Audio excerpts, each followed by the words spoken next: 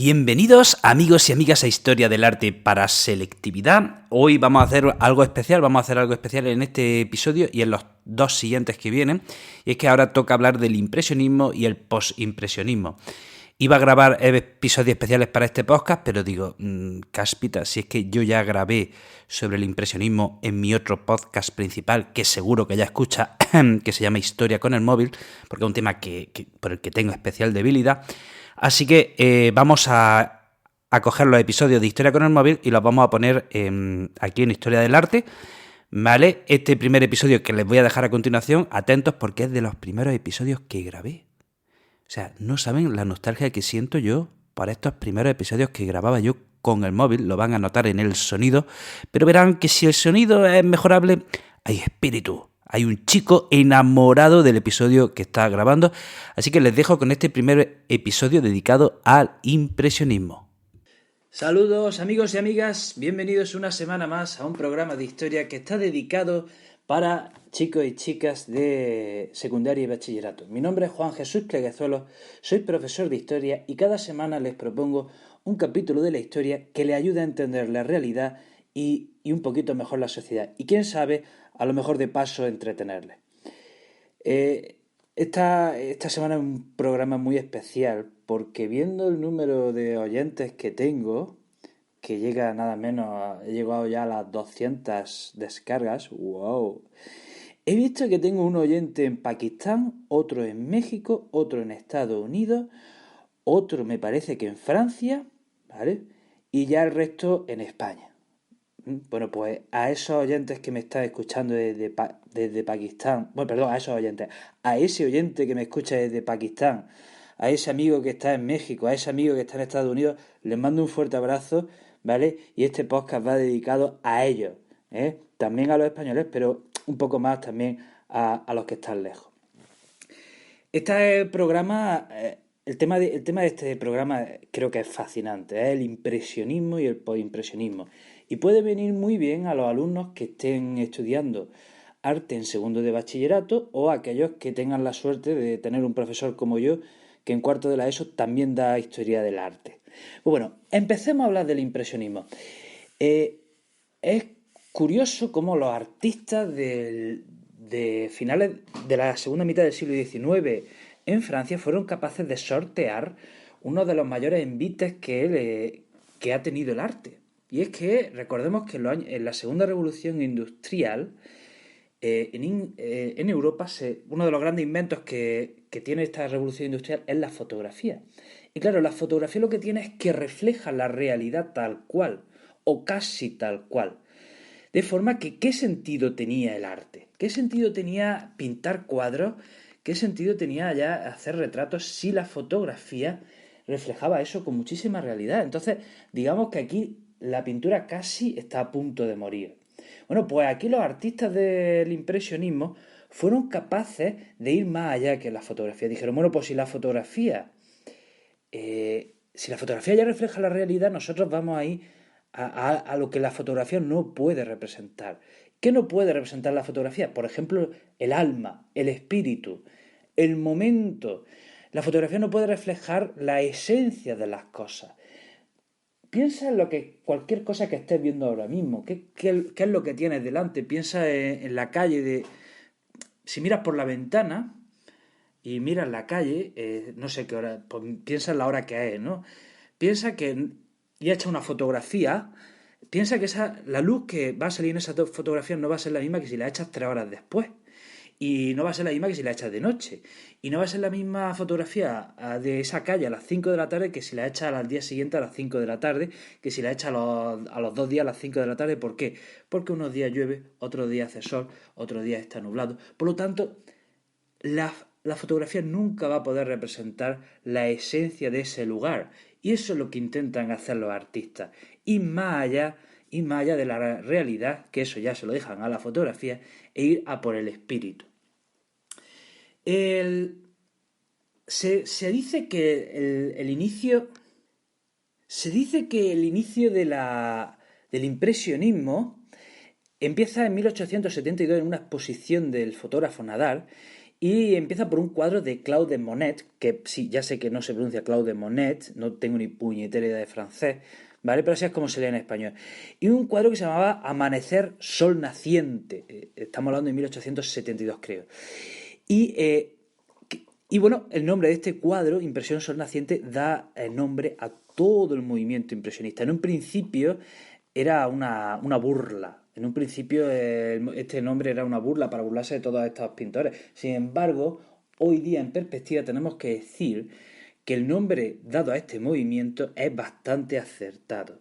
Y bueno, ¿qué vemos en ese cuadro de Impresión Sol Naciente? Vemos, pues, de forma puede ser borrosa, nublosa, de forma que no difícil de entrever, vemos un puerto, y ¿qué es lo que quiere representar Monet? Quiere representar la primera impresión que le causa la vista del puerto a primera vista, ¿eh? En un pestañear, nada más mirar por la ventana, ¿qué es lo que ve al amanecer? Pues eso es lo que intenta representar, el momento de mirar por la ventana y encontrar ese puerto, ¿vale? Si te acercas mucho al cuadro solo ves un conjunto de manchas, pero si te vas alejando empiezas a distinguir esa barquita, empiezas a distinguir ese sol, que no sabemos si ese sol, no sabemos si está nublado, si es soleado, pero empezamos a distinguir las formas. Y es que esa es otra de las grandes características del impresionismo, la disolución de la forma. La forma se forma en tu ojo, no se forma, ya no hay contornos definidos como antes. La historia de este pintor es fascinante, o sea, es muy interesante. Digamos también, otra cosa que no hemos dicho, este movimiento nace en París, hay que decir que París, o sea, algo tendría que tener ese París del siglo XIX y comienzo del siglo XX, porque todo aquel artista que quisiese hacer algo en la vida, que quisiese triunfar, tenía que irse a París.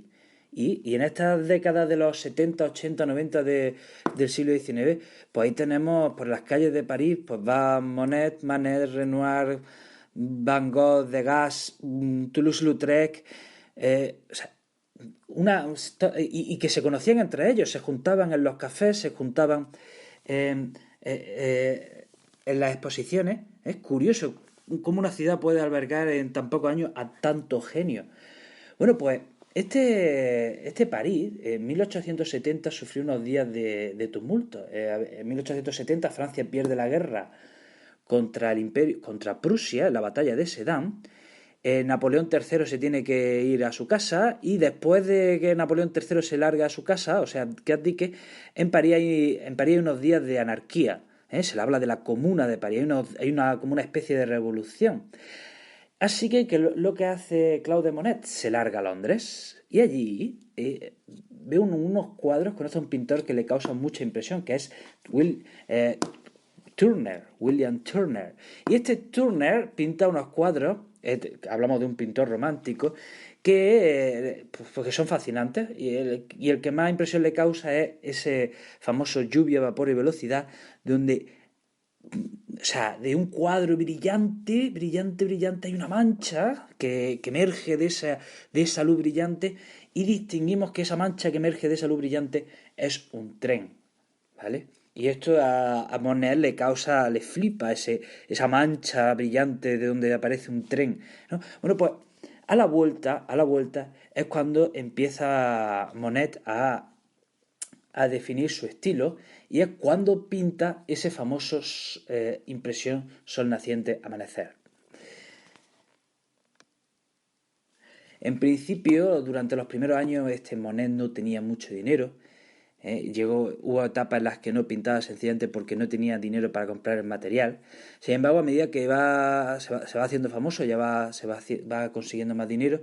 Pero este hombre era bueno, así en perspectiva diría, este hombre estaba loco. O sea, se montaba en una barca y sobre la barca llegaba a pintar en movimiento. ¿Todo para qué? Para captar de nuevo la esencia de las cosas y la esencia del momento. Llegó a irse a una playa y a pintar debajo de la tormenta, teniendo que llegar, incluso llegó a ser rescatado por unos pescadores. O sea, este hombre iba a todos lados con 14, 15 lienzos y hacía varias pruebas y pruebas y pruebas porque quería constantemente reflejar lo que estaba viviendo. De las De la Catedral de Rouen llegó a pintar 15 fachadas. 15 fachadas.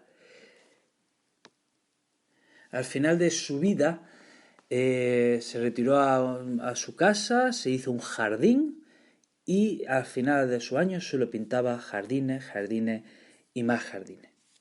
Hablemos de otro pintor contemporáneo de Monet y que se conocieron, que es Edouard Manet. Cuidado, no confundir. Claude Monet, este es el que inicia el impresionismo, y Manet, ¿vale? Es pues alguien que, bueno, contemporáneo, ¿de acuerdo? De Manet fue un pintor que viajó por España y se inspiró en los cuadros de Velázquez y de Goya. Tiene varios cuadros famosos. Uno es la ejecución del emperador Maximiliano, ¿vale? Sabéis que en México estaban buscando un rey y el rey y Napoleón III de Francia le ofreció a este tal Maximiliano. Maximiliano fue a México, intentó hacer las cosas bien, pero perdió el apoyo de su amigo Napoleón III. Hubo una revuelta en México. El caso es que a este emperador lo fusilan. Bueno, pues ese es el acto que refleja Manet. Y ese fusilamiento acaba siendo como una especie de instantánea, como una fotografía bastante fría. Y se inspira claramente en los fusilamientos del 3 de mayo en la montaña del Príncipe Pío de Goya. ¿Qué destaca? ¿Cuál es una de las diferencias entre Manet y Monet? Pues que Manet sí mantiene la forma. Manet sí mantiene la forma, sin embargo sus colores, los colores de la forma gritan, parece que gritan, son muchísimo más llamativos y muchísimo más expresivos. Otro cuadro bastante famoso de Manet es el llamado Un bar en el Folies Bergère, en 1881. Ahí se ve ¿cuál es el chiste o la gracia de este cuadro? Es que el cuadro refleja al espectador. Vemos una mujer detrás de una barra que está mirando al espectador y el espectador se ve reflejado en un espejo que está detrás de la mujer. ¿Por qué es importante este cuadro? Porque radicalmente se rompe ese espacio que se había creado en el Renacimiento en el cuadro. La mujer está mirando al espectador y el espectador por primera vez está dentro del cuadro. Y por cierto, hay que decir que la mirada de esa camarera es bastante triste, está bastante apenada.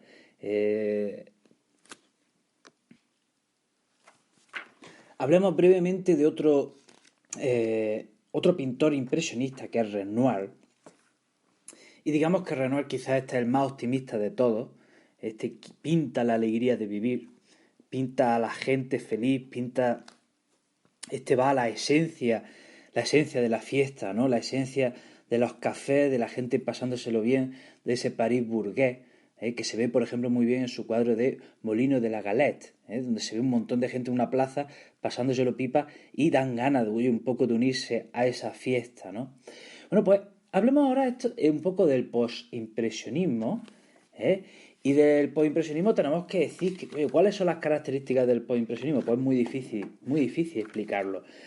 Porque en el postimpresionismo lo que tenemos es que cada artista del impresionismo abandona el impresionismo, que por cierto solo dura 15 años, y va creando su estilo propio. Por ejemplo, Cézanne. Cézanne en un principio es romántico, luego es impresionista, no es muy bien aceptado. Sin embargo, Cézanne, que era un tío muy solitario y que pasaba y que no entró, o sea, si bien iba a París, siempre volvía a su casa del sur de Francia, la Provenza, trabajaba mucho en solitario. Y al estar tanto tiempo en solitario creó un estilo bastante particular.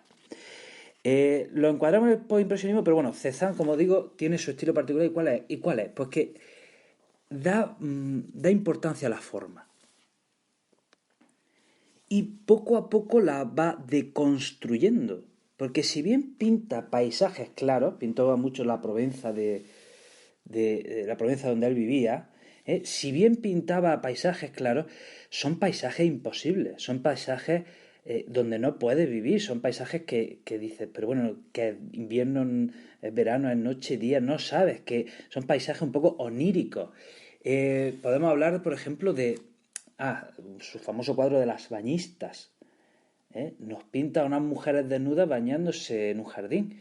Pensemos que en la época que él vivía, bueno, en la época ni ahora ni entonces, las mujeres desnudas no se bañan en ningún jardín. O sea, esto era una fantasía suya. Y las formas están casi más o menos claras, pero es una escena absolutamente irreal. O podemos ver también los jugadores de cartas, que nos pintan a algunos, a tres tíos bastante serios, bastante seriotes. Y también vemos, pues eso, unas formas que poco a poco se van deconstruyendo. Si bien distinguimos muy bien la escena, Cezanne anuncia un poco los movimientos que van a venir después. Hay quien habla de que Cezanne es verdaderamente quien crea el arte moderno. Y ya para terminar, hablemos brevemente pues de un pintor entrañable, loco, querido, como es Van Gogh, que a diferencia de Cezanne,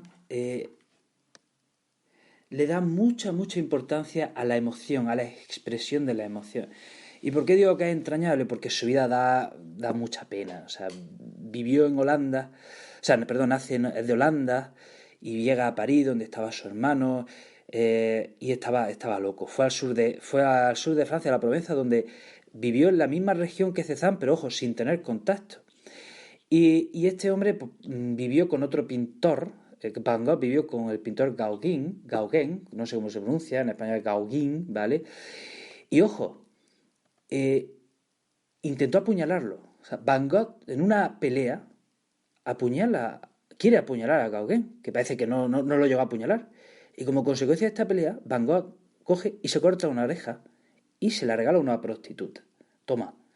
Después de este incidente, se le ingresa en un psiquiátrico y allí en el jardín no deja de pintar. ¿Y cómo pinta las cosas? Pinta las cosas como él las siente. Por eso es su famosa noche estrellada. Así es como él sentía, pinta las cosas como él las siente y no como las ve, ¿no? Entonces, ese es el otro gran pintor post-impresionista, ¿no? El que la emoción grita, los colores gritan, ¿de acuerdo? Bueno, pues este ha sido el programa de hoy, que hemos tratado de resumir brevemente el impresionismo y el postimpresionismo. Espero de nuevo que hayan visto a través de mis palabras estos cuadros que son fascinantes. Eh, le- en la descripción del vídeo, en la descripción del audio dejaremos varias preguntas que les pueden ayudar a reflexionar sobre este movimiento artístico y espero que les haya gustado y les emplazo para la semana que viene. Denle a me gusta, ¿vale? Para que así me ayuden con el programa de radio. Un saludo a todos.